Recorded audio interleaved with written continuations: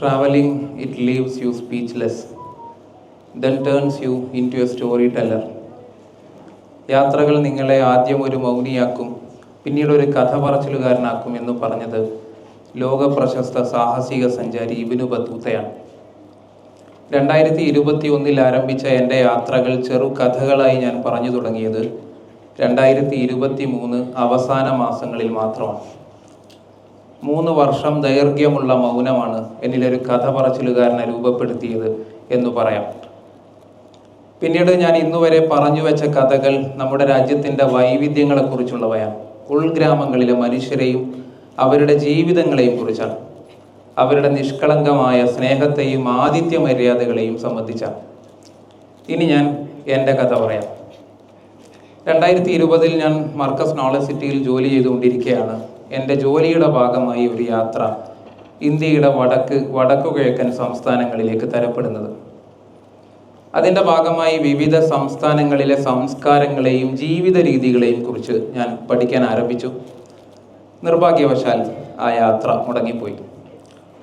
പക്ഷെ അപ്പോഴേക്കും എന്നിലൊരു യാത്രികനാകണമെന്നുള്ള സ്വപ്നം പതിയെ രൂപപ്പെട്ടിട്ടുണ്ടായിരുന്നു. അങ്ങനെയാണ് കേരളത്തിന് പുറത്തെവിടെയെങ്കിലും പോയി ജോലി ചെയ്യണമെന്നും ഒഴിവു ദിവസങ്ങളിൽ യാത്രകൾ ചെയ്യണമെന്നുള്ള ആഗ്രഹം എൻ്റെ മനസ്സിൽ വരുന്നത്.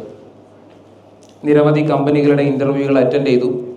ഒടുവിൽ ഒരു ഡിസൈനറുടെ വേഷത്തിലാണ് ഞാൻ ആദ്യമായി ഡൽഹിയിൽ എത്തിച്ചേരുന്നത്. 5 ദിവസം ജോലി, ശനി ഞായർ ദിവസങ്ങളിൽ യാത്ര. അങ്ങനെയായിരുന്നു ആദ്യഘട്ടങ്ങളിലെ ഒരു രീതി. ഡൽഹി, ഹരിയാന, രാജസ്ഥാൻ, ഉത്തർപ്രദേശ്, ഉത്തരാഖണ്ഡ്, ബീഹാർ, വെസ്റ്റ് ബംഗാൾ, ഹിമാചൽ പ്രദേശ്, പഞ്ചാബ്, ജമ്മു ആൻഡ് കശ്മീർ തുടങ്ങി ഇന്ത്യയിലെ വിവിധ സംസ്ഥാനങ്ങളിലെ ഉൾഗ്രാമങ്ങളിലൂടെ ഞാൻ എൻ്റെ യാത്രകൾ പതിയെ ആരംഭിച്ചു. കുറേയേറെ മനുഷ്യരെയും അവരുടെ ജീവിതങ്ങളെയും സംസ്കാരങ്ങളെയും ഭക്ഷണങ്ങളെയും നേരിട്ട് അനുഭവിക്കാനും മനസ്സിലാക്കാനും ഈ കാലയളവിൽ എനിക്ക് ഭാഗ്യമുണ്ടായി. Not only the thirsty seek the water as well seeks the thirsty എന്ന് ജലാലുദ്ദീൻ റൂമി പറഞ്ഞു വച്ചിട്ടുണ്ട്. ദാഹിക്കുന്നവൻ വെള്ളത്തെ മാത്രമല്ല, വെള്ളം ദാഹിക്കുന്നവനെയും തേടുന്നുണ്ട്. ഞാൻ യാത്രകൾ എന്നെയും ഒരുപോലെ തേടിയെത്തിയതാണ് എന്നാണ് ഞാൻ വിശ്വസിക്കുന്നത്. സമ്പൂർണവും വൈവിധ്യപൂർണവുമായ എൻ്റെ രാജ്യത്തിൻ്റെ പാരമ്പര്യത്തിൽ ഞാൻ അഭിമാനം കൊള്ളുന്നു എന്ന് പഠനകാലത്ത് പ്രതിജ്ഞയെടുത്തവരാണ് നമ്മളെല്ലാവരും. എന്നാൽ ഇത്രമേൽ പ്രൗഢവും ഗംഭീരവുമായൊരു സംസ്കാരവും പാരമ്പര്യവും ചരിത്രവും നമ്മുടെ രാജ്യത്തിനുണ്ട് എന്ന് മനസ്സിലാക്കാനായി എന്നതാണ് എൻ്റെ യാത്രകളിൽ ഞാൻ അനുഭവിച്ച സന്തോഷങ്ങളിലൊന്ന്. 1-2 ഉദാഹരണങ്ങൾ പറയാം. ലോകത്ത് തന്നെ ഏറ്റവും വിലപിടിപ്പുള്ള ഷോളുകളിലൊന്നാണ് കാശ്മീരിലെ പഷ്മിന. പഷ്ം എന്ന പേർഷ്യൻ പദത്തിൻ്റെ അർത്ഥം സോഫ്റ്റ് ഗോൾഡ് എന്നാണ്. ലഡാക്കിലെ -40 ഡിഗ്രി താപനിലയിൽ ജീവിക്കുന്ന ചാങ്താങ്ങി ആടുകളുടെ രോമങ്ങളാണ് സോഫ്റ്റ് ഗോൾഡ് അഥവാ മൃദുവായ സ്വർണം എന്നറിയപ്പെടുന്നത്. ഇത് അവയുടെ സ്വാഭാവിക രോമങ്ങളല്ല, പകരം അതിശൈത്യത്തിൽ ഒരു രക്ഷാകവചം എന്നോണം ഒരു ജാക്കറ്റിന് സമാനമായി അവയുടെ സ്വാഭാവിക രോമങ്ങൾക്ക് പുറമേ രൂപപ്പെടുന്ന പുതിയ രോമങ്ങളാണ്. തണുപ്പ് കൂടുന്നതിനനുസരിച്ച് ഈ പുതിയ രോമങ്ങൾ കൂടുതലായി വളർന്നു വരും. അതുകൊണ്ട് തന്നെ ഈ കാലയളവിൽ ആട്ടിടയന്മാർ കൂടുതൽ തണുപ്പുള്ള പ്രദേശങ്ങളിലേക്ക് ആടുകളുമായി മഞ്ഞുമലകൾ താണ്ടി ഇങ്ങനെ സഞ്ചരിച്ചു കൊണ്ടേയിരിക്കും. തണുപ്പുകാലം അവസാനിക്കുന്നതോടെ ആടുകൾ ഈ പുതിയ രോമങ്ങൾ മെല്ലെ പൊഴിച്ചിടാൻ തുടങ്ങും. അന്നേരം അവയുടെ ശരീരത്തിൽ നിന്നും ചീകിയെടുത്താണ് ഈ രോമങ്ങൾ ശേഖരിക്കുന്നത്. ചെമ്മരിയാടുകളുടെ രോമങ്ങൾ സാധാരണ കത്രിച്ചെടുക്കുന്നതാണ് പതിവ്. പക്ഷേ ചാങ്താങ്ങി ആടുകളുടെ സ്വാഭാവിക രോമങ്ങളുമായി ഇത് കലരാതിരിക്കാനാണ് കത്രിച്ചെടുക്കുന്നതിന് പകരം ഇങ്ങനെ ചീകിയെടുക്കുന്നത്. ഇതിൽ നിന്നും നിർമ്മിക്കുന്ന 5-6 മാസങ്ങൾ സമയമെടുത്ത് അല്ലെങ്കിൽ 1-2 വർഷമൊക്കെ സമയമെടുത്ത് കൈകൾ കൊണ്ട് നെയ്തെടുക്കുന്ന ഷോളുകളാണ് പഷ്മിന എന്നറിയപ്പെടുന്നത്. 5 ലക്ഷം 10 ലക്ഷം വരെയൊക്കെയാണ് ഒരു ഷോളിന് മാത്രം വില വരുന്നത്. ഉത്തരേന്ത്യൻ ഗ്രാമങ്ങളുടെ കഥകൾ പറയുമ്പോൾ ഒഴിച്ചുകൂടാൻ പറ്റാത്ത ഒന്നാണ് ചാർപ്പായ്. ഇരിക്കാനും കിടക്കാനും ഭക്ഷണം കഴിക്കാനും ഒരുപോലെ ഗ്രാമീണർ ഉപയോഗിക്കുന്നത് ഈ കട്ടിലുകളാണ്. ചാർപ്പായ് എന്ന പദത്തിൻ്റെ അർത്ഥം 4 കാലുകളുള്ളത് എന്നാണ്. 4 മരക്കാലുകൾക്ക് മുകളിൽ കയറുകൾ ഭംഗിയായി മെടഞ്ഞെടുത്താണ് ഇത് നിർമ്മിക്കുന്നത്. ഇതിനൊരു പ്രൗഢമായ ചരിത്രമുണ്ട്. 5000 വർഷത്തോളം പഴക്കമുണ്ട് എന്ന് ഞാൻ ചിലയിടത്തൊക്കെ വായിച്ചിട്ടുണ്ട്. എന്നാൽ 1300കളിൽ ഇന്ത്യ സന്ദർശിച്ച ലോകസഞ്ചാരി ഇബ്നു ബത്തൂത്തയുടെ പ്രസിദ്ധമായ കൃതി റിഹ്ലയിൽ ഇതേക്കുറിച്ച് പരാമർശിക്കുന്നുണ്ട്. അതിങ്ങനെയാണ്: ഇന്ത്യൻ കട്ടിലുകൾ വളരെ ഭാരം കുറഞ്ഞവയാണ്. ഒരാൾക്ക് തന്നെ അനായാസം അത് ചുമക്കാനാകും. യാത്രകളിൽ ഓരോരുത്തരും അവരുടെ കട്ടിലുകൾ കൂടെ കരുതും. അടിമകളാണ് ഇത് വഹിക്കുന്നത്. 4 മരക്കാലുകൾക്ക് മുകളിൽ സിൽക്ക് അല്ലെങ്കിൽ കോട്ടൺ നൂലുകൾ കൊണ്ടാണ് ഇത് നെയ്തെടുക്കുന്നത്. അതിൽ കിടക്കുന്നയാൾക്കനുസരിച്ച് അത് സ്വയം പരുവപ്പെടും. ഒട്ടേറെ രസകരമായ അനുഭവങ്ങളും എൻ്റെ യാത്രകളിൽ ഉണ്ടായിട്ടുണ്ട്. അതിലൊന്ന് വെസ്റ്റ് ബംഗാളിലെ ഗഞ്ചപാടി ഗ്രാമത്തിൽ നിന്നാണ്. 300ഓളം മൺവീടുകൾ മാത്രമുള്ള മനോഹരമായൊരു ഗ്രാമമാണ് ഗഞ്ചപാടി. ഗ്രാമത്തിലൂടെ സഞ്ചരിച്ച് കാഴ്ചകൾ ആസ്വദിച്ചു കൊണ്ടിരിക്കുകയാണ് അതിലൊരു വീട് മാത്രം കോൺക്രീറ്റ് മേഞ്ഞ് ഒരു മുറിയിൽ AC ഒക്കെ വെച്ച് കാണുന്നത്. ഇങ്ങനൊരു ഗ്രാമത്തിൽ ഒരു വീട് മാത്രം എങ്ങനെയാണ് ഈ രീതിയിൽ വന്നത് എന്ന് അന്വേഷിച്ചപ്പോഴാണ് രസകരമായ ആ മറുപടി കിട്ടിയത്. അദ്ദേഹം ഒരു പ്രവാസിയാണ്, കേരളത്തിലാണ് ജോലി ചെയ്യുന്നത് എന്ന്. മറ്റൊരു അനുഭവം ഹരിയാനയിലെ അക്കേഡ ഗ്രാമത്തിൽ നിന്നാണ്. അവിടെ നിന്നാണ് ഞാൻ നന്ദിലാൽ എന്നൊരു കർഷകനെ പരിചയപ്പെടുന്നത്. അദ്ദേഹത്തിന് വിശാലമായൊരു കൃഷിയിടമുണ്ട്. അവിടെ ഗോതമ്പും ബാജ്റയും നിരവധി പച്ചക്കറികളും യഥേഷ്ടം വിളയിച്ചെടുക്കുന്നുണ്ട്. കൃഷിയിടങ്ങളൊക്കെ വിശദമായി കാണിച്ചു തന്നു. ഒടുവിൽ അദ്ദേഹം പറഞ്ഞു, ഇനി ഞാൻ നിങ്ങൾ ഇന്നുവരെ കാണാൻ സാധ്യതയില്ലാത്ത ഒരു കൃഷി കാണിക്കാം. അതിൽ നിന്നാണ് സാബൂൻ ദാന ഉണ്ടാക്കുന്നത്. എനിക്ക് വലിയ കൗതുകമായി. കാരണം നമ്മൾ പായസത്തിലും ഉത്തരേന്ത്യക്കാർ കീർ എന്ന വിഭവത്തിലും ധാരാളമായി ഉപയോഗിക്കുന്ന ഒരു ചേരുവയാണ് സാബൂൻ ദാന അഥവാ നമ്മുടെ സാബൂൻ അരി. അതെന്തായിരിക്കും? പക്ഷെ അദ്ദേഹം ഞങ്ങൾക്ക് കാണിച്ചു തന്നത് നമ്മുടെ മരച്ചീനിയാണ്. എൻ്റെ നാട്ടിൽ പൂള എന്ന് പറയും. എൻ്റെ തറവാട് വീടിന് പൂള വളപ്പിൽ എന്നാണ് പേര്. എനിക്കാണ് മരച്ചീനി പരിചയപ്പെടുത്തിയത് എന്ന് ആലോചിച്ച് ഞാൻ കുറെ ചിരിച്ചു. പക്ഷേ മരച്ചീനിയിൽ നിന്നാണ് സാബൂൻ അരി ഉണ്ടാകുന്നത് എന്നത് എനിക്ക് ഒരു പുതിയ അറിവായിരുന്നു. ആദ്യഘട്ടങ്ങളിൽ ഞാൻ ചെയ്ത യാത്രകളുടെ വീഡിയോകൾ എൻ്റെ കണ്ണുകളിൽ മാത്രമാണ് പകർത്തിയിരുന്നത്. ആ കാഴ്ചകൾ ഇപ്പോഴും എൻ്റെ ഹൃദയത്തിൽ സൂക്ഷിച്ചിട്ടുണ്ട്. പിന്നീട് കഥകൾ പറഞ്ഞു തുടങ്ങിയത് 2023-ലാണ്. എൻ്റെ വാട്സപ്പ് സ്റ്റാറ്റസുകളിൽ മാത്രം പബ്ലിഷ് ചെയ്തിരുന്ന മനോഹരമായ ഗ്രാമീണ കാഴ്ചകൾ കാണാൻ ഒരിക്കൽ സുഹൃത്ത് നജീബ് റഹ്മാൻ KP, അദ്ദേഹം ഒരു വ്ളോഗർ കൂടിയാണ്, ഒരിക്കൽ ഈ ഗ്രാമങ്ങളിലേക്ക് എത്തി. എനിക്ക് സുപരിചിതമായ ഈ കാഴ്ചകൾ ഒരു ഗ്രാമീണൻ എന്ന പോലെയാണ് ഞാൻ അവന് പരിചയപ്പെടുത്തി കൊടുത്തത്. അന്ന് അവൻ എന്നോട് പറഞ്ഞു, ഈ കാഴ്ചകളിൽ വലിയ കൗതുകവും ഒട്ടേറെ അറിവുകളുമുണ്ട്, എന്തുകൊണ്ട് വീഡിയോകളായി പബ്ലിഷ് ചെയ്തുകൂടാ? അങ്ങനെയാണ് ഞാൻ ആദ്യമായി ഒരു വീഡിയോ ചെയ്യുന്നത്.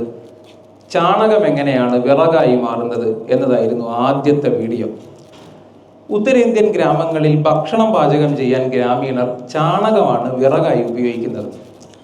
ഇതിനു പിറകിൽ ഒരു രസകരമായ പ്രോസസ് ഉണ്ട്.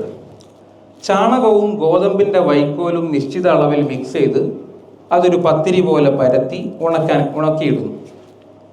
ഗോബർ കേക്ക് എന്നാണ് അതിനവർ പറയുന്നത്. ഈ ഗോബർ കേക്കുകൾ സൂക്ഷിക്കാനായി ചാണകം കൊണ്ട് തന്നെ നിർമ്മിക്കുന്ന ചെറിയ കുടിലുകൾ കൂടിയുണ്ട്. ഞാൻ എൻ്റെ ആദ്യത്തെ വീഡിയോ ആരംഭിക്കുന്നത് ഇങ്ങനെയാണ്: ഇത് ചാണകമാണ്, ഉത്തരേന്ത്യക്കാരുടെ വിറകാണ്, കഥ പറയാം. കഥ പറയാം എന്ന പ്രയോഗം എന്നിൽ നിന്നും സ്വാഭാവികമായും വന്നുപോയതാണ്. പക്ഷേ ആ പ്രയോഗത്തിൽ ഒട്ടേറെ ഗൃഹാതുരത്വമായ ഓർമ്മകളുണ്ട് എന്നാണ് ആദ്യ വീഡിയോക്ക് തന്നെ ലഭിച്ച സ്വീകാര്യതയിൽ നിന്ന് എനിക്ക് മനസ്സിലായത്.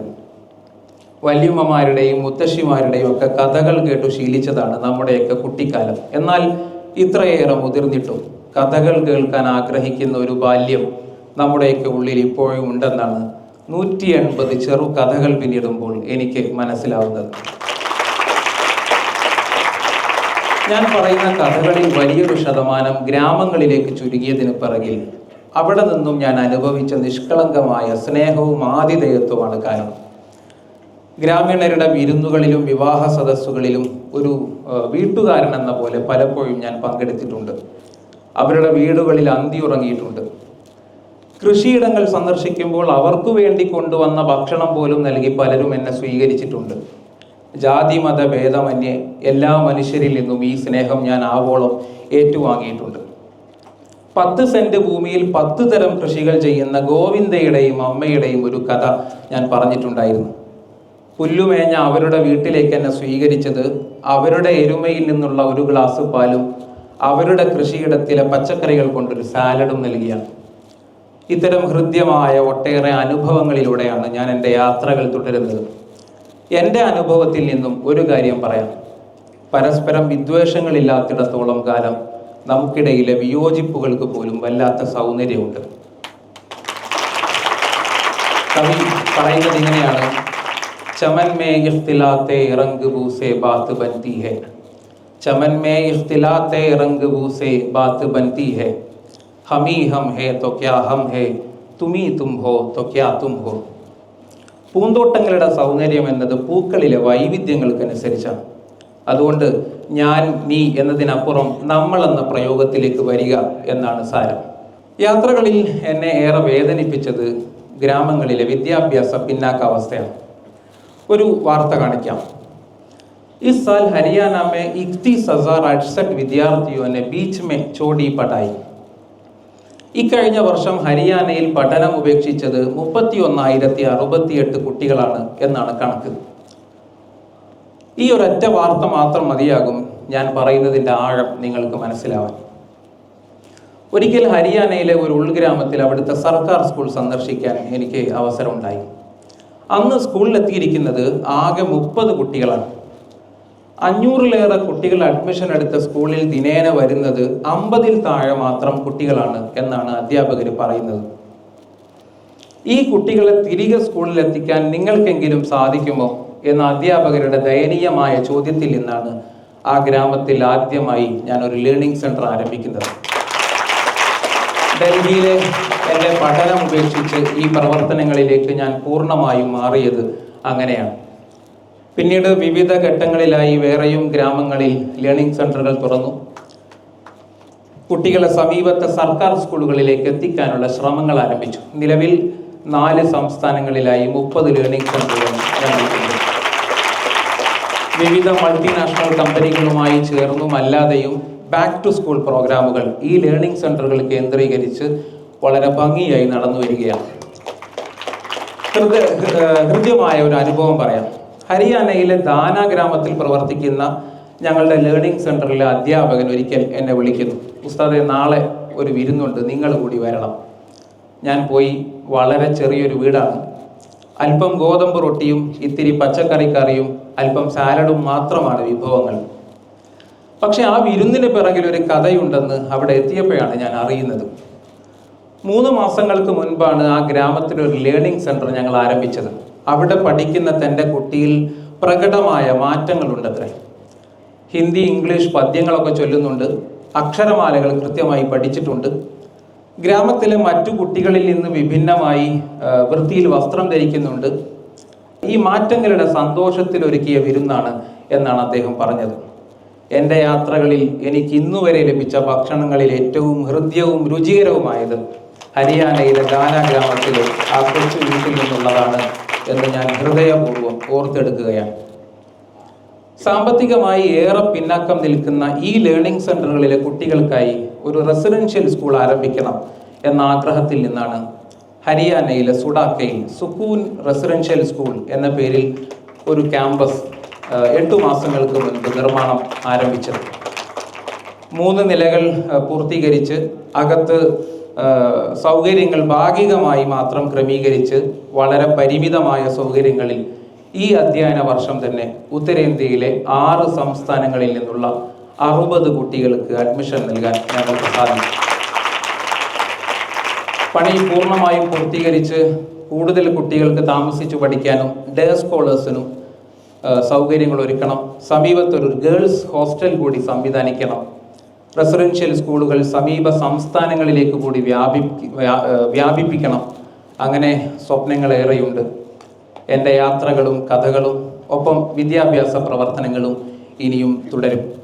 ഇമാം ഷാഫിഈ റളിയല്ലാഹു അൻഹു പറയുന്നു, ഇന്നി റഅയ്തു വഖൂഫൽ മാഇ യുഫ്സിദുഹു ഇൻ സാഹ ത്വാബ വഇല്ലം യജ്രി ലം യത്ബി. നിങ്ങൾ നിരന്തരം യാത്രകൾ ചെയ്യുക. കാരണം യാത്രകൾ ചെയ്യുന്നവർ ഒഴുകുന്ന വെള്ളം പോലെയാണ്. വീണ്ടും കാണാം.